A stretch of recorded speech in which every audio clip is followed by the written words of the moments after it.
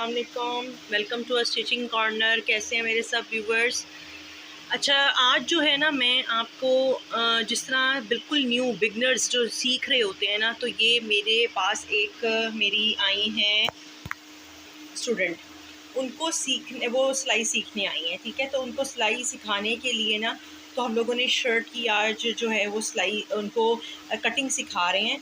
और उसके लिए समझे कि वो आपके लिए भी जो बिगनर्स हैं उनको भी मैं कोशिश करूँगी कि स्टेप बाय स्टेप और बहुत अच्छे तरीके से बता सकूँ।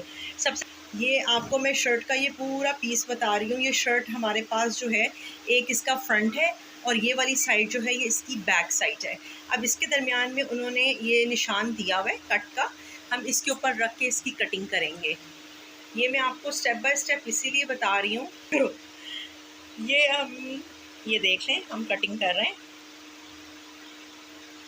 ये मैं आपको स्टेप बाय स्टेप सिर्फ इसीलिए बता रही हूँ कि जिनको बिल्कुल भी नहीं पता और वो चाह रहे हैं कि हम अपने सूट की खुद सिलाई करें, सीखें, तो ये उनके लिए मुझे पता है कि बहुत फ़ायदेमंद साबित होगी। ये हमारे पास आ गया बैक साइड।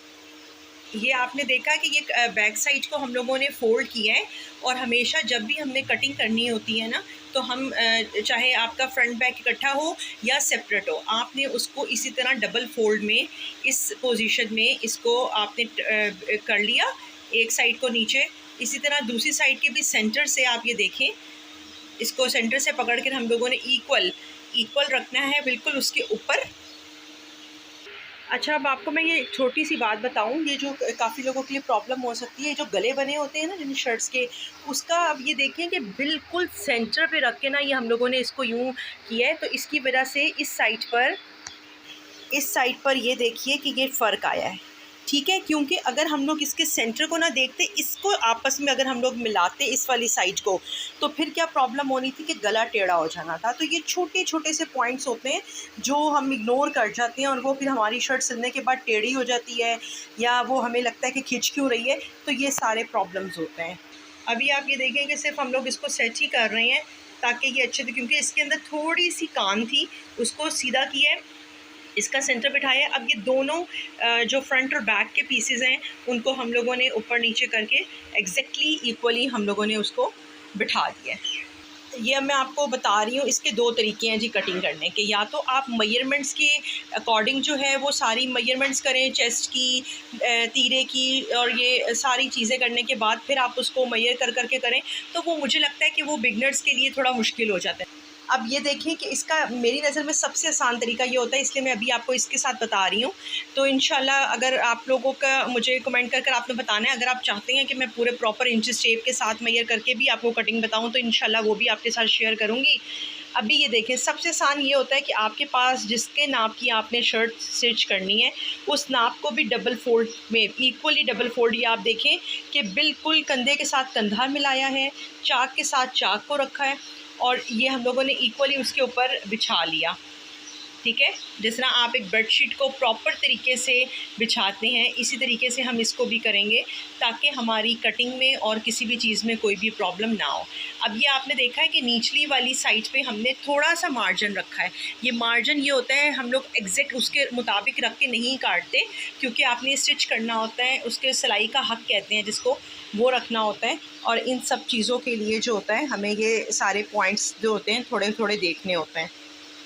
ये अब आप देखें कि हमने निचली वाली साइड से उसको कर दिया। अब ये ऊपर वाली साइड पे भी हम लोगों ने इतना सा मार्जिन रखना है। अब ये देखिए जी, बिस्मिल्लाह, हम करने लगे हैं कटिंग की। और ये सबसे पहले जहाँ से गला स्टार्ट हो रहा था वहीं पे रखा है हमने। अब आप देखते जाएं स्टेप्स बाय स्टेप कि ये बाजू जो आ रहे हैं एग्जैक्टली यहाँ पे रख के हमने उसके मुताबिक ये साथ साथ हम कट कर रहे हैं। आपने सिलाई के ऊपर हाथ रखना है। ये आप देख रहे हैं कि सिलाई से रखकर हम लोग उसको टर्न दिए जा रहे हैं, और वहाँ पे रखकर हम उसको ऑटोमेटिकली देखें शेप आती जाएगी।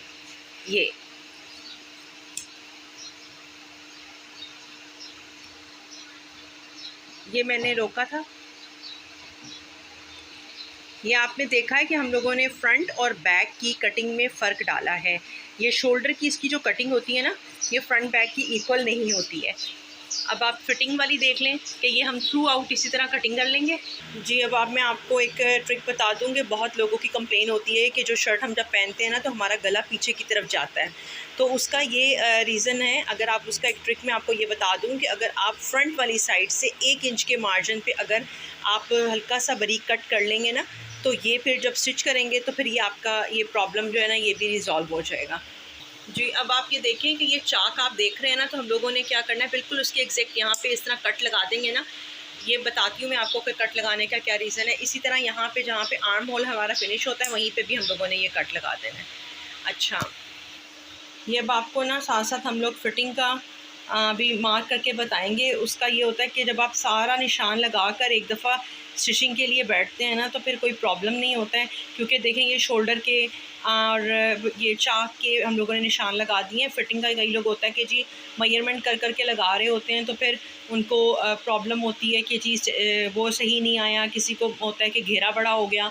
तो ये सारे पॉइंट्स जो होते हैं ना उसके लिए सबसे आसान यही तरीका है। ये देखें हम लोगों ने शर्ट ओपन की फ्रंट साइड को, और जो हमारे पास नाप था उसको हम लोगों ने उसके ऊपर रखा है, और ऊपर रखने के ये सारा हम उसके मुताबिक निशान लगा रहे हैं। फिटिंग यानी कि फ़िटिंग हम लोगों ने कितनी रखनी है वो यहाँ से लेकर इसको भी हम लोग मार्क कर लेंगे, ताकि हमें कटिंग में भी आसानी हो जाए और फिटिंग देने में भी आसानी। कई कपड़े बहुत थोड़े से तंग होते हैं तो उसकी वजह से हमें ऊपर वाली साइड पे जोड़ देना पड़ता है, लेकिन ये कपड़ा बिल्कुल पूरा है, तो इसलिए हमें आसानी से इसकी हम लोगों ने कटिंग कर ली है।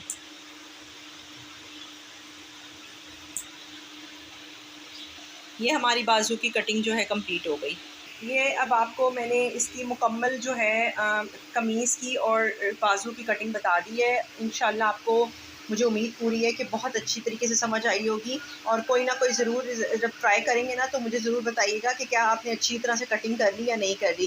क्योंकि मेरे पास जो मेरी स्टूडेंट आई थी उसको तो बहुत अच्छी तरीके से समझ आई है, उसने मुझे कहा है, तो इंशाल्लाह आपको भी आई होगी। तो मैं ऐसी ही वीडियोस आपके साथ शेयर करूँगी ताकि आपका भी फ़ायदा हो सके। तब तक के लिए अपना ख्याल रखिएगा। अल्लाह हाफ़िज़।